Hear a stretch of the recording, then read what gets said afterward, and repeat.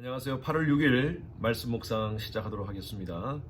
여러분 찬양 내 주 같은 분 없네. 혹시 모르시는 분들은 참 귀한 찬양입니다. 한번 배워보시기 바랍니다.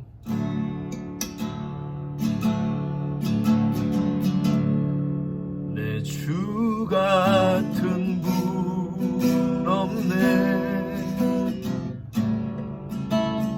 그 어느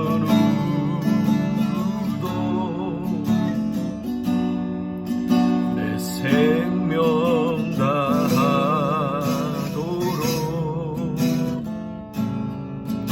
주 얼굴만 구하리.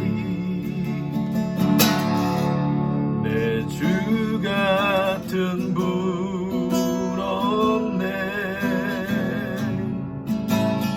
그 어느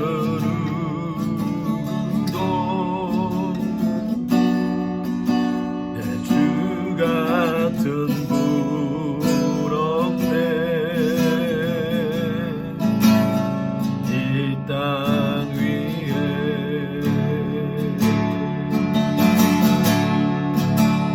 오 하나님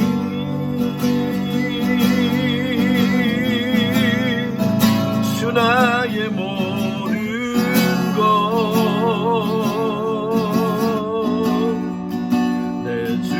같은 분 없네. 이 땅 위에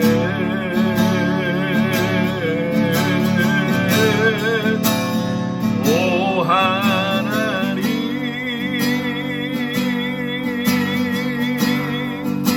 주 나의 모든 것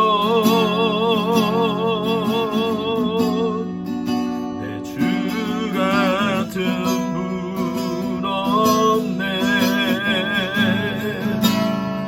이 땅 위에 한 번 더 하겠습니다. 조금 빨리 할게요. 내 주 같은 분 없네. 그 어느 누구도 내 생명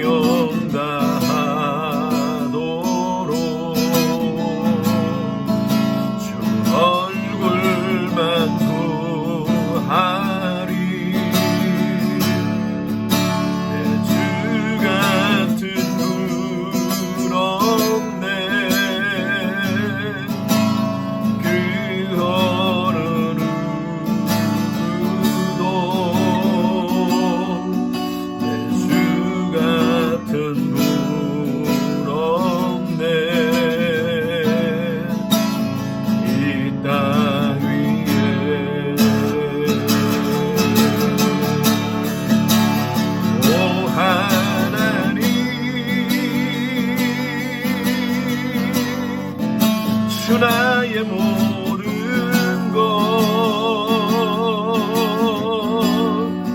내 주 같은 분 없네. 이 땅 위에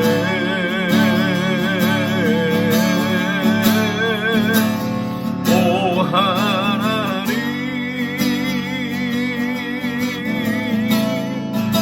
주 나의 모든 것 내 주 같은 분 없네. 이 땅 위에 오 하나님 오 하나님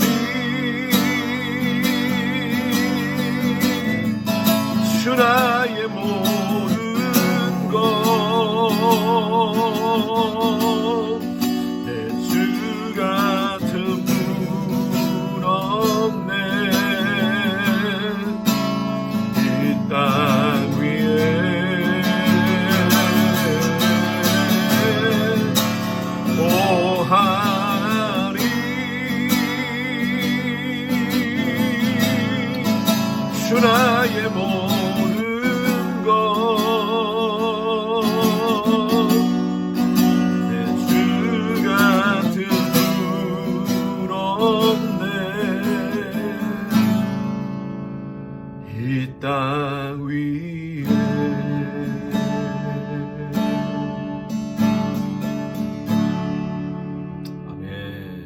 오늘도 말씀 묵상에 오신 여러분들을 환영합니다. 함께 묵상할 말씀은요, 로마서 7장입니다. 로마서 7장 21절에서 25절까지 말씀 함께 묵상하겠습니다.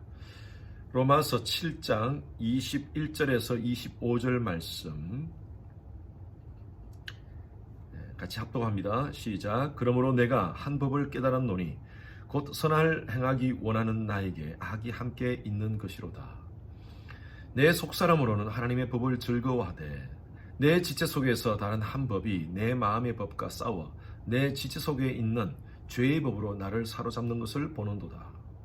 오라 나는 곤고한 사람이로다. 이 사망의 몸에서 누가 나를 건져내랴. 우리 주 예수 그리스도로 말미암아 하나님께 감사하리로다. 그런즉 내 자신이 마음으로는 하나님의 법을 육신으로는 죄의 법을 섬기노라. 여러분 혹시 장발장이라는 그 소설을 아실 것입니다. 어릴 때 우리 한국에서는 장발장으로 이렇게 나와서 단편 소설로 이렇게 나왔었고요. 원래 이 장발장이라는 것이 빅토르 위고가 19세기 프랑스의 유명한 그런 작가인데, 빅토르 위고가 쓴 이 레미제라블이라는 이 소설은요 사실 굉장히 장편 소설입니다. 그리고 이 레미제라블이라는 이 단어의 의미는 오늘 저들이 읽었던 이 말씀, 나는 곤고한 사람이로다. 오라. 인간의 비참함을 표현하고 있습니다. 여러분 그 내용을 아시겠지만 장발장이라는 사람이 어릴 때 빵 한 조각을 훔치는 바람에 19년을 징역을 삽니다. 감옥을 살고 나와서 어느 주교 밑에서 성당에서 지내는데 결국은 그곳에서 은접시를 훔치고 도망갑니다. 그리고 나중에는 경관에게 붙잡혀서 그 주교에게 장발장을 데리고 오죠. 근데 그 주교가 장발장에게 이런 얘기를 합니다. 내가 너에게 은촛대까지도 줬는데 왜 은쟁반만 가져갔냐? 이것도 너 거다 하면서 사실은 이 장발장이 훔쳐간 것이 아니라 내가 준 것이다 라고 그렇게 얘기를 하면서 장발장이 그때 참 은혜를 깨닫습니다. 아, 착하게 살아야겠구나. 그 후로부터 진행되는 여러 가지 많은 스토리. 여러분 이 소설에서 빅토르 위고가 하고 싶은 얘기가 있습니다. 그것이 뭐냐면요, 인간 내면에 선을 행하고자 하는 의지가 있지만 여전히 우리 이 내면 속에 다른 또 욕망이 있는데, 그 욕망이 뭐냐면 죄를 짓고 싶은 욕망이다. 이 두 가지 욕망 가운데 인간은 늘 싸우고 있다라는 것을 이 빅토르 위고가 이 소설을 통하여서 표현하고 싶어 하는 것을 봅니다. 여러분 그렇습니다. 우리 인간 속에는요 두 가지 이 본성이 공존하고 있습니다. 제가 지난주 설교를 통해서 이 갈등에 대한 말씀을 함께 나누었어요. 오늘 이 말씀은 지난주 제가 설교한 본문과 똑같습니다. 우리 속에 이 갈등이 늘 존재하고 있습니다. 오늘 사도 바울의 이 고백을 한번 보시기 바랍니다. 21절부터 읽습니다. 그러므로 내가 한 법을 깨달았노니 곧 선을 행하기 원하는 나에게 악이 함께 있는 것이로다. 내 속에 이 두 가지가 공존하고 있다는 것입니다. 선을 행하고 싶은 마음이 있는데 내 속에 또한 악한 마음이 있다는 것이에요. 22절 보십시오. 내 속사람으로는 하나님의 법을 즐거워하는데, 23절 내 지체 속에서 한 다른 법이 내 마음의 법과 싸워 내 지체 속에 있는 죄의 법으로 나를 사로잡는 것을 보는도다. 아이들 만화 영화에 보면 이런 장면이 있습니다. 어떤 아이가 나쁜 짓을 하려고 좀 하는데 한쪽에서 갑자기 천사가 탁 나타납니다. 우측에서 천사가 나타나가지고 그래, 근데 넌 그거 하면 안 돼. 그걸 하면 안 돼. 이 선한 천사죠. 선한 천사가 나타나서 그거 하면 안 돼. 그렇게 얘기를 해주고, 또 한쪽에서는요 마귀가 나타나가지고 괜찮아, 그거 해. 남들 다 하는 것인데 한 번만 해. 이렇게 말하는 장면을 우리가 만화 영화를 통해서 볼 수가 있습니다. 여러분 그래, 우리 속에 이 두 가지가 늘 싸우고 있습니다. 이것이 바로 인간이 가지고 있는 두 가지 본성입니다. 선을 행하고자 하는 의지가 있습니다. 그런데 우리 속에 다른 욕망이 자꾸 이를 당기고 있다는 것입니다. 그래서 사도 바울은요 이 두 가지가 두 가지 개라고 표현할 수 있을까요? 선한 개와 악한 개, 이 두 가지 개가 계속 싸우는데 어떨 때는 선한 개가 이기지만 어떨 때는 악한 개가 이긴다는 것입니다. 사도 바울은 이렇게 고백합니다. 오라, 나는 공고한 사람이로다. 이 사망의 몸에서 누가 나를 건져내랴. 여러분, 이 두 가지 갈등이 없는 사람이 있을까요? 이 땅 가운데 살면서 제가 지난주에 설교 때 말씀드렸어요. 이 두 가지 갈등이 없는 사람이라면 첫 번째는요, 거의 예수님 수준같이 된 사람입니다. 성인 수준에 있는 사람이에요.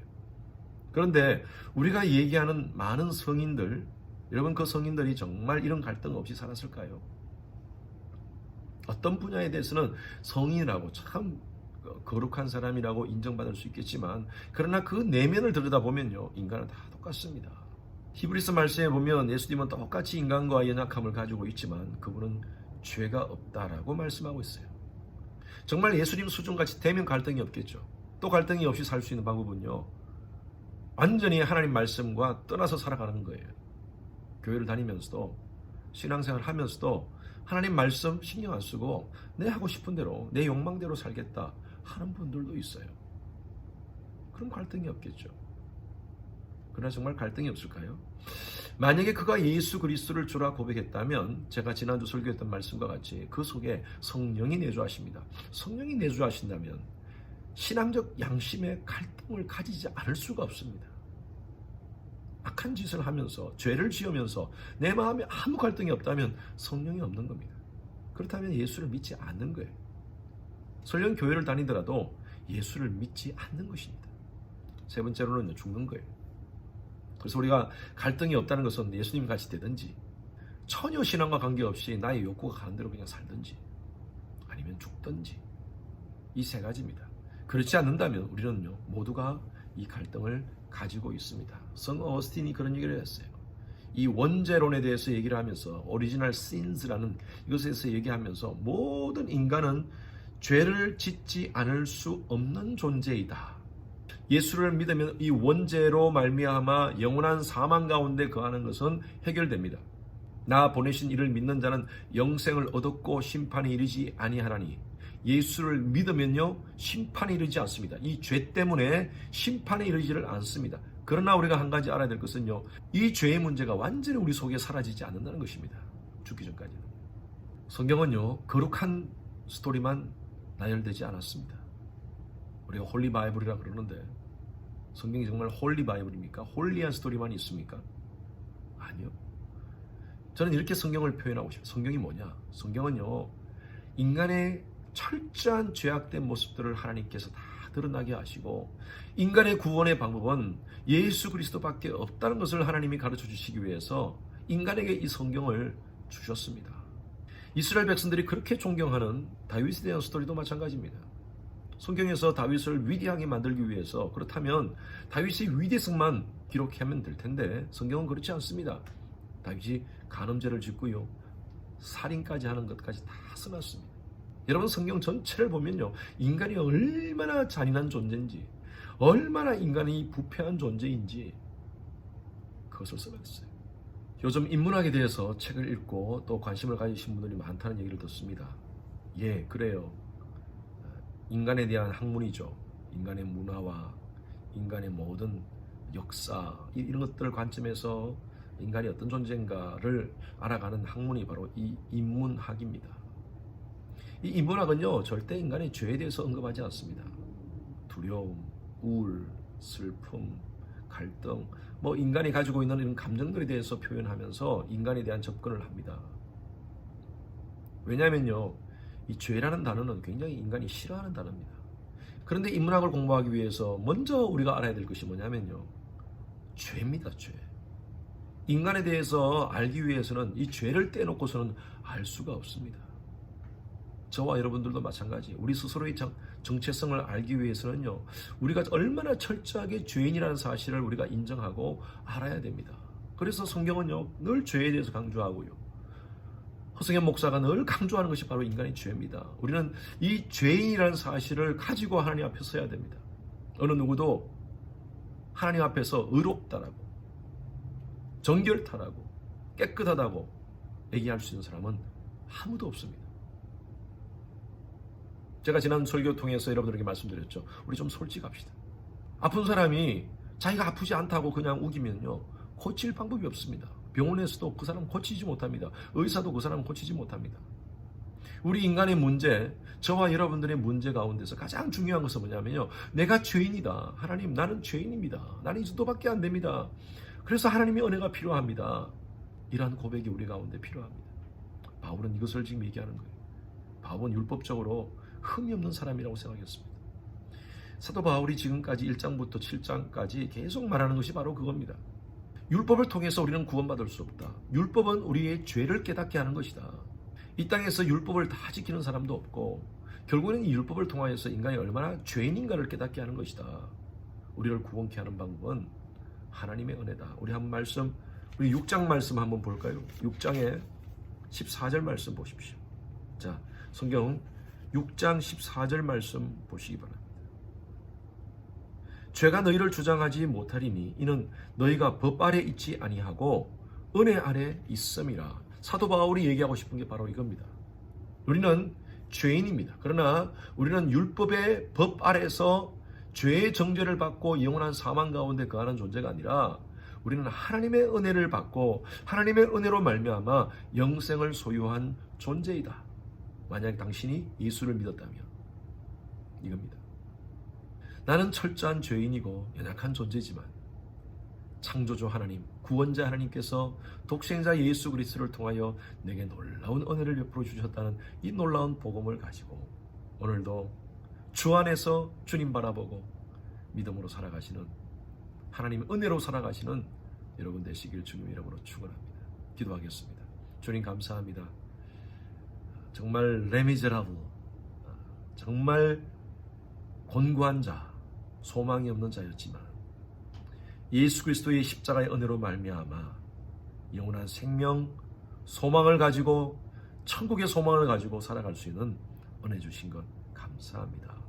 오늘도 주님 안에서 은혜로 사는 하나님의 백성 되게 하시고 철저하게 하나님 믿고 하나님 신뢰하며 우리 주위에 산재된 여러 가지 많은 문제들을 예수 그리스도의 이름으로 선포하며 믿음으로 이겨나가는 저희들 되게 하여 주시옵소서. 오늘 이 말씀 묵상에 오신 우리 모든 성도님들 한 사람 한 사람을 붙잡아 주시고 이들의 가정과 이들의 직장과 사업 가운데 특별히 우리 자녀들 가운데 하나님의 은혜로 채워주시옵소서. 감사드리며 살아계신 예수 그리스도 이름으로 기도드렸습니다. 아멘. 여러분 오늘 하루도 승리하시고요, 은혜로 사시는 하루 되시길 바랍니다. 감사합니다.